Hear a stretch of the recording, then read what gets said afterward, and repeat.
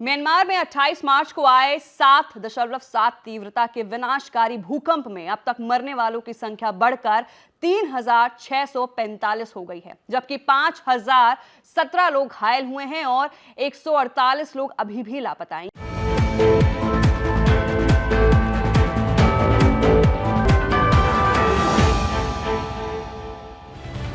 ये जानकारी मंगलवार देर शाम राज्य प्रशासन परिषद की सूचना टीम ने दी है। देश के मौसम विज्ञान और जलवायु विभाग के अनुसार भूकंप के बाद से अब तक 98 आफ्टर शॉक यानी भूकंप के झटके दर्ज किए गए हैं, जिनकी तीव्रता 2.8 से लेकर 7.5 तक रही।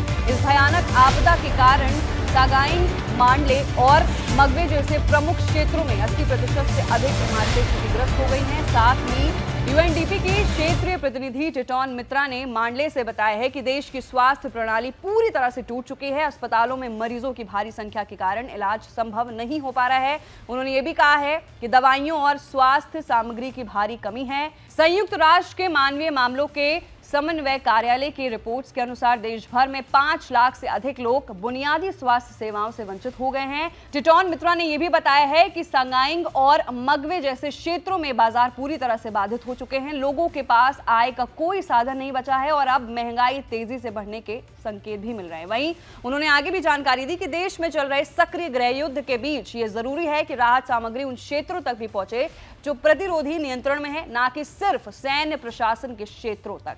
इस संकट के समय ने भारत ने पड़ोसी प्रथम और एक्ट ईस्ट नीति के तहत ऑपरेशन ब्रह्मा शुरू किया है और म्यांमार को मानवीय सहायता पहुंचाने वाले पहले देशों में शामिल हुआ है। प्रधानमंत्री नरेंद्र मोदी ने इस भीषण आपदा पर गहरा शोक भी व्यक्त करते हुए कहा है कि म्यांमार के प्रधानमंत्री और स्टेट एडमिनिस्ट्रेशन काउंसिल के चेयरमैन सीनियर जनरल मिन ओंग हैलिंग ने सीधा संवाद कर भारत की पूर्ण सहायता का भरोसा दिलाया है।